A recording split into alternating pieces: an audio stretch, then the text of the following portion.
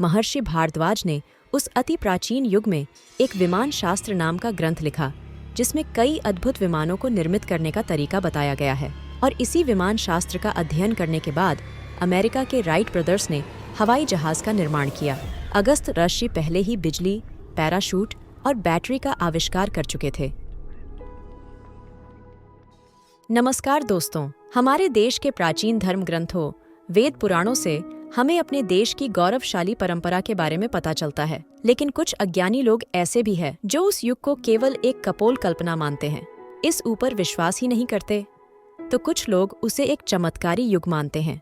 हमारे प्राचीन ग्रंथों पुराणों में लिखी कथा कहानियों पर बहुत से लोग विश्वास नहीं करते और संदेह की दृष्टि से देखते हैं, क्योंकि उनको लगता है कि यह कैसे संभव है कि प्राचीन युग में इंसानों द्वारा ऐसे चमत्कार भी हो सकते थे।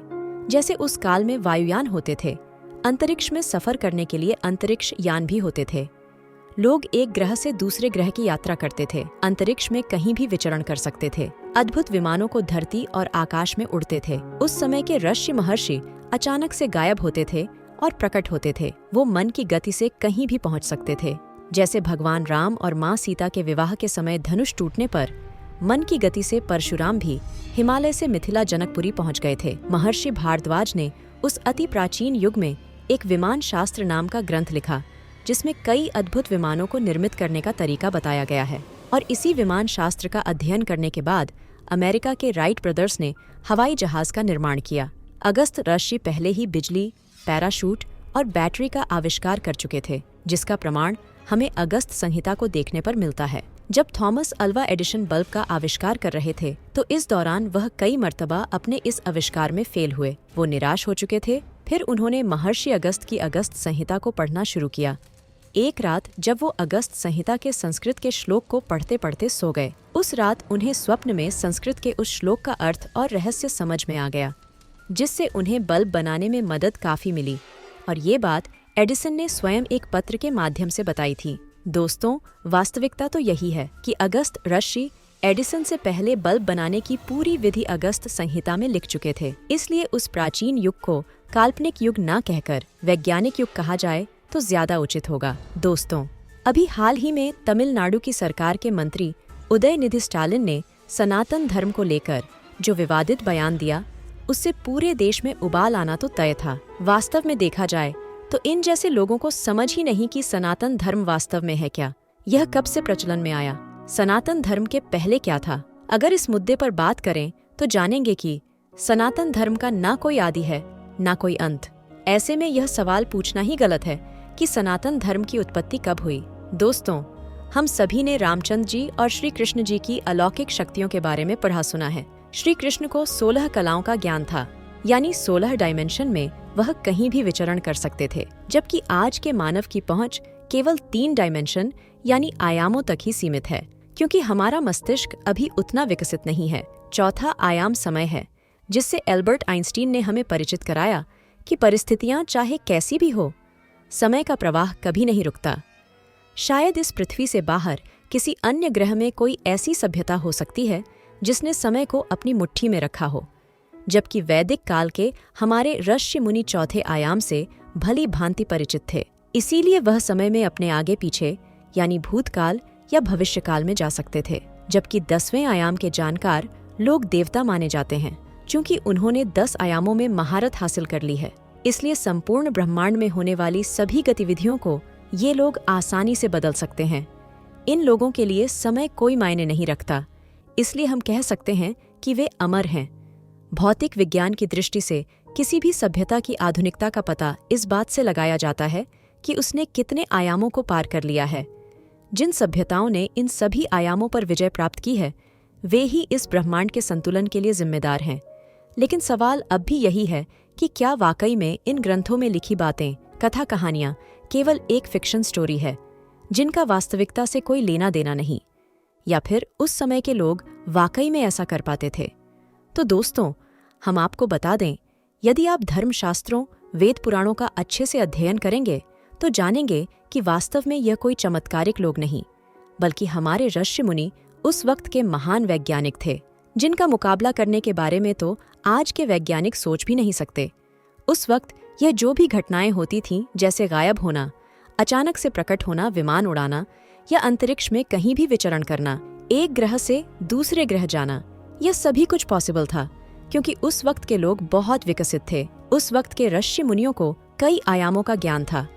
इसलिए इसमें कोई आश्चर्य की बात नहीं कि उस वक्त यह सारी घटनाएं कैसे घटित होती थीं। दोस्तों, परिवर्तनशीलता ही जीवन का नियम है। भले ही अब ऐसे लोग न दिखते हो, लेकिन उनके द्वारा लिखा गया ज्ञान आज भी हमारे वैदिक ग्रंथों, वेद पुराणों में मौजूद है, जिस पर हमारे देश के लोगों को गर्व होना चाहिए।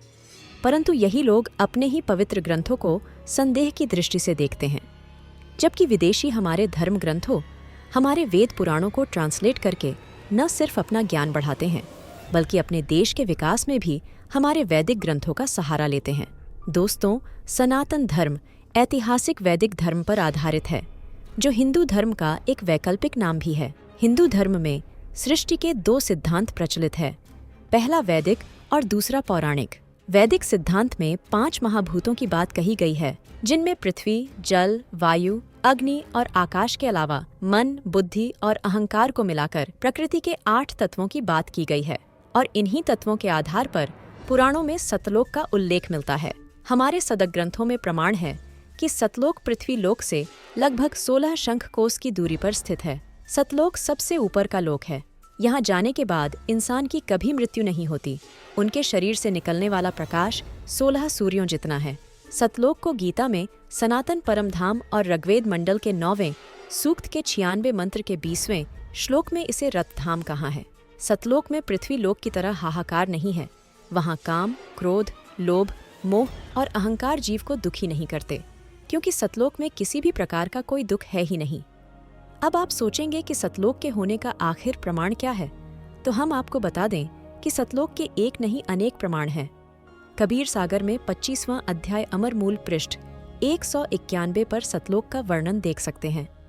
गीता के अध्याय 15 के श्लोक 4 और अध्याय 18 के श्लोक 62 में गीता ज्ञान कहता है कि उस परमेश्वर की शरण में जा, जिसकी कृपा से ही तू परम शांति तथा सनातन परम धाम सतलोक चला जाएगा, जहां जाने के बाद तू जन्म मृत्यु के चक्र से सदा के लिए छूट जाएगा। हम सभी आत्माएं वास्तव में सतलोक के वासी हैं और वही हमारा असली घर है। जब तक हम अज्ञानता से भरे रहेंगे, तब तक हमारे साथ जन्म मृत्यु, स्वर्ग नरक और 84 लाख योनियों का कष्ट बना ही रहेगा।